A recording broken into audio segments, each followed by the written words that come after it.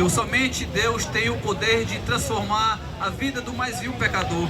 Somente o Espírito Santo de Deus na vida do homem tem a capacidade de mudar os seus pensamentos, a sua forma de agir, a sua forma de estar diante de Deus. A humanidade necessita urgentemente de Deus em suas vidas. Clame o Senhor, busque ao Senhor, se volte para Ele. Jesus Cristo é a salvação da humanidade. Louvado seja o nome do Senhor. Irmão Evilásio, com a oportunidade.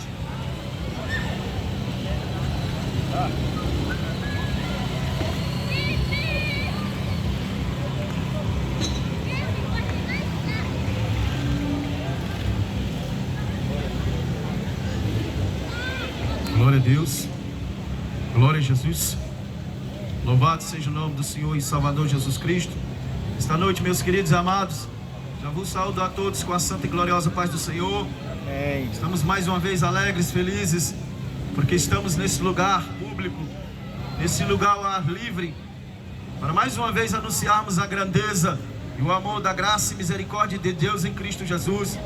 Mensagens essa noite que já foi pregada, anunciada, a qual nós trazemos o nome de um que é o nome que está sobre todo nome, que nos diz a sua palavra, Jesus Cristo, Filho de Deus, aquele que desceu dos céus para cumprir o propósito da salvação, da redenção e do resgate da alma dos seres humanos. E esta noite eu creio que Jesus ainda tem uma palavra para o teu coração, porque Ele também tem uma obra e almeja desta comunhão santa e perfeita contigo.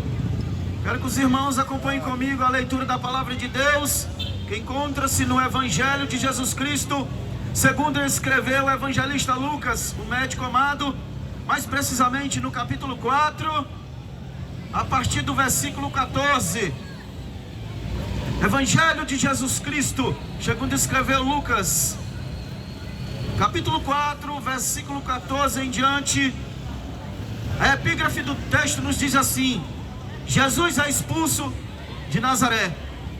Versículo 14 nos diz assim: então, pela virtude do Espírito, voltou Jesus para a Galileia, e a sua fama correu por todas as terras em derredor, e ensinava em suas sinagogas, e por todos era louvado. Chegando a Nazaré, onde fora criado, onde morou, então no dia de sábado, segundo o seu costume, na sinagoga, levantou-se para ler. E foi-lhe dado o livro do profeta Isaías. E quando abriu o livro, achou o lugar em que estava escrito: o Espírito do Senhor é sobre mim, pois que me ungiu para evangelizar os pobres, enviou-me a curar os quebrantados do coração, e a pregoar a liberdade aos cativos, a dar vista aos cegos, e pôr em liberdade os oprimidos, e anunciar o ano aceitável do Senhor. E cerrando o livro, ou fechando o livro, e tornando a dar ao ministro, assentou-se, e os olhos de todos na sinagoga estavam fitos nele. Então começou a dizer-lhes: hoje se cumpriu essas escrituras em vossos olhos. E todos lhe davam testemunho, e se maravilhavam das suas palavras de graça, que saía da sua boca, e diziam: não é este o filho de José? E ele lhes disse: sem dúvida me direis esse provérbio: médico, cura a ti mesmo. Faze também aqui, na tua pátria, tudo o que ouvimos ter sido feito em Cafarnaum. E disse: em verdade vos digo, que nenhum profeta é bem recebido na sua casa. Louvado seja o nome do Senhor. Nós vemos, meus queridos, que a palavra de Deus nos relata, o evangelista Mateus, o evangelista Marcos, o evangelista Lucas, também o evangelista João nos fala do ministério terreno de Jesus, da obra redentora de Jesus, como Jesus começou o seu ministério ali às margens do Rio Jordão. João 1:29 fala, o evangelista João, quando Jesus foi a ser batizado por João o Batista, e diz a palavra de Deus que quando Jesus sai das águas, o céu se abre e um Espírito desce sobre ele em forma corpórea de pomba, e vem uma voz do céu que diz: este é o meu filho amado, em quem me comprazo, a ele ouvis. E assim iniciou-se o ministério terreno de Jesus.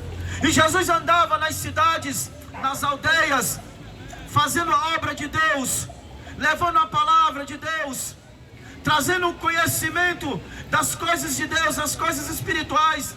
As pessoas que, como naquela época e hoje, estavam muitas vezes dispersas, não conseguiam entender a razão da sua existência, ou até mesmo estavam sendo guiadas por conceitos religiosos, porque naquele tempo em Jerusalém, na Judeia, e como aqui eu falei, nas sinagogas, também ali em Cafarnaum, muitos ali pegavam os livros da lei de Moisés, muitos liam livros da lei, muitos até estavam com a palavra de Deus, mas não conseguiam compreender tudo que estava escrito naquele livro sagrado.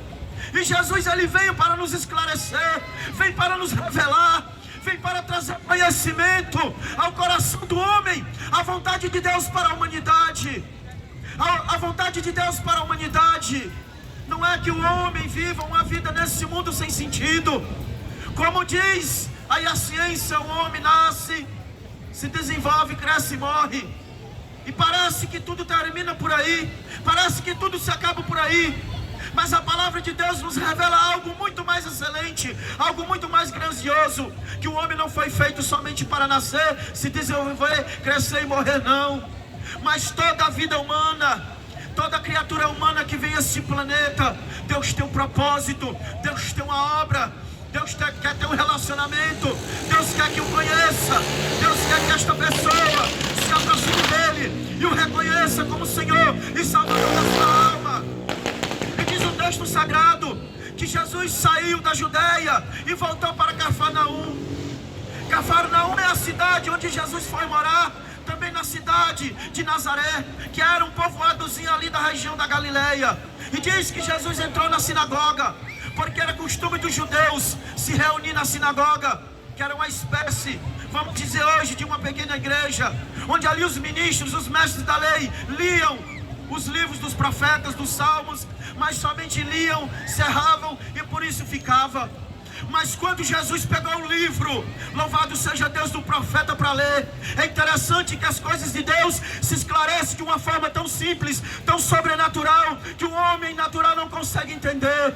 Não foi por acaso que Jesus abre o livro do profeta Isaías e cai justamente no capítulo 61, do versículo 1 ao 3, que diz que o Espírito do Senhor está sobre ele, que ungiu, capacitou para evangelizar os pobres, para libertar os cativos, para consolar os quebrantados de coração, para dar vista aos cegos e anunciar o ano aceitável do Senhor.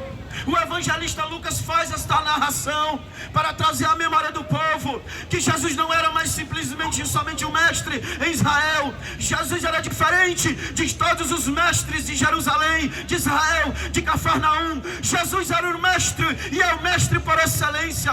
Por isso que o evangelista Lucas, ele faz essa narrativa do texto de Isaías, para que as pessoas pudessem entender, para que as pessoas pudessem compreender, para que as pessoas pudessem assimilar que Jesus estava ali para alcançar suas almas, as suas almas cansadas, abatidas, tristes, angustiadas, aprisionadas, porque a religiosidade aprisiona o homem, o pecado aprisiona o homem, a incredulidade aprisiona o homem, a dúvida aprisiona o homem. E Jesus veio a este mundo para esclarecer qual é o propósito de Deus na tua vida. Talvez você tenha se interrogado: qual é o propósito de Deus na minha vida, nessa existência?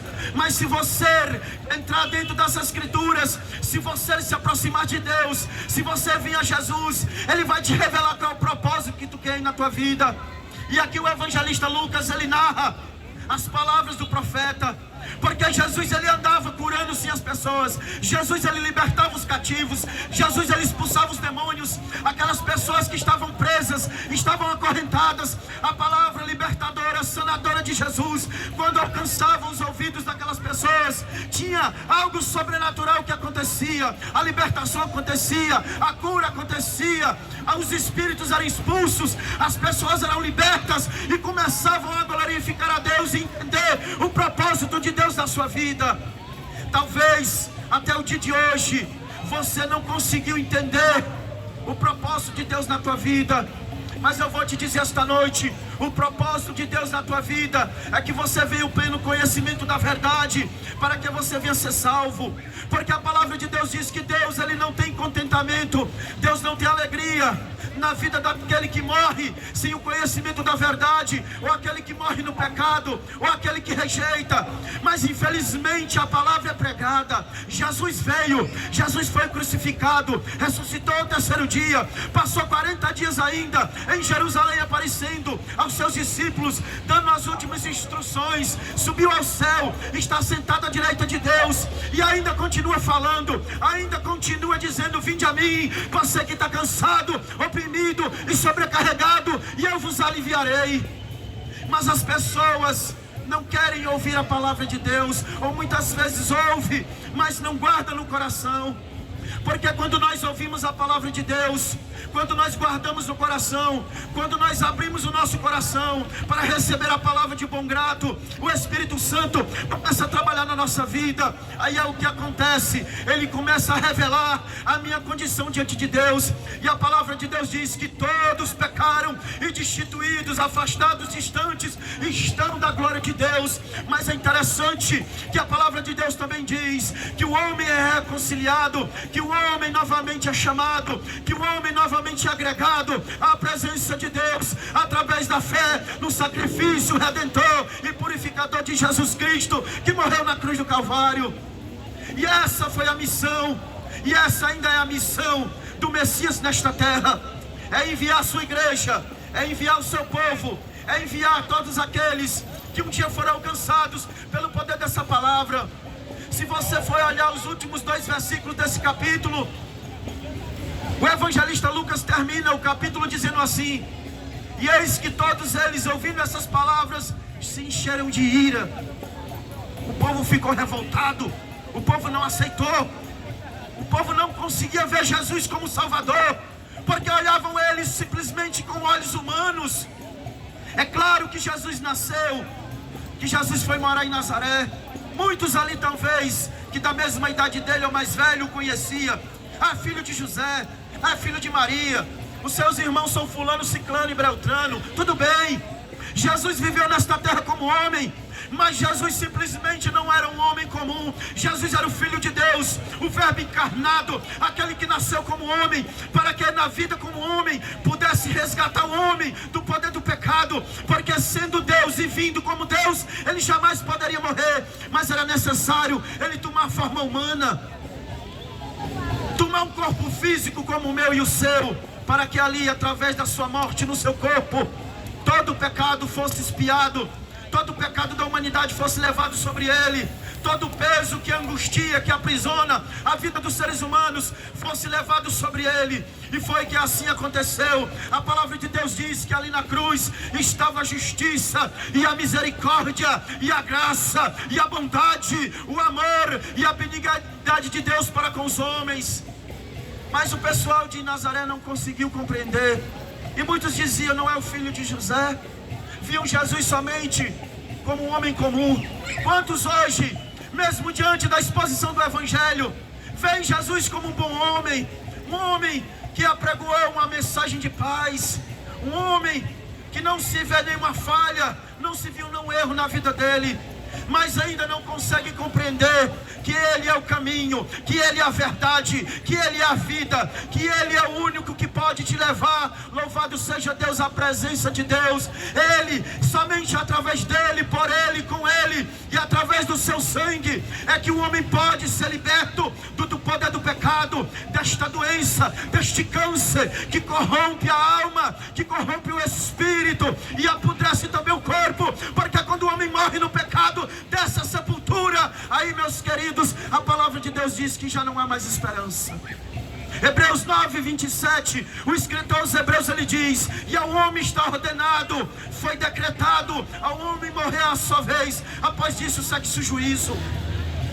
Não tem esse negócio de reencarnação, não tem esse negócio de purgatório, não tem esse negócio de estar intercedendo por ninguém que morreu, porque a intercessão intercessão é hoje, é agora. A palavra de Deus diz que a salvação é no dia que se chama hoje. E se você ouvir a voz do Senhor, não endureça o seu coração. O povo de Nazaré endureceu o coração. O povo de Nazaré não recebeu o seu Salvador. O povo de Nazaré perdeu a oportunidade de receber a misericórdia e a graça de Deus. Mas esta noite, haja de forma diferente. Abra o teu coração e receba Jesus como teu Salvador e Senhor. Para que, meu querido, naquele grande dia, ou quando você fechar os olhos, você tenha uma esperança.